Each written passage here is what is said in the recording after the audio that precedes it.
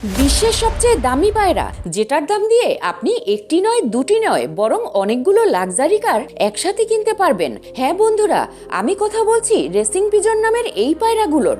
কিন্তু মনে রাখবেন, এটা সেই কবুতর নয় যেগুলো সাধারণ মানুষেরা নিজেদের ঘরে পুষে থাকে। আর এই কবুতরগুলো 1-2 কিলোমিটার রেস করে না, বরং 100 থেকে 1000 কিলোমিটার পর্যন্ত রেস করে আবার ঘরে ফিরে আসে। আর এদের রেস শুরু হয় কোনো খোলা ময়দান থেকে, যেখানে সব কবুতরকে একসাথে ছাড়া হয়। সেই সাথে সাথে এদের পায়ে একটি ডিভাইস লাগিয়ে দেওয়া হয়, যাতে এদের লোকেশন আর ঘরে ফিরে আসার টাইম নোট করা যায়। এছাড়াও রেস চলাকালীন সময়ে অনেক শিকারী পাখি যেমন ফ্যালকনের হাতে এরা মারাও পড়ে থাকে। আর সবশেষে আপনাকে জানিয়ে দেই, বিশ্বের সবচেয়ে দামি পায়রাটি হলো নিউ কিম, যেটা কিনা 2 বছরের একটি ফিমেল, যেটা বেলজিয়ামের একটি অকশনে এক চাইনিজ ব্রিডার $1.9 মিলিয়ন কিনেছিলেন। আপনিও কি কবুতর পছন্দ করেন? কমেন্টে জানাবেন।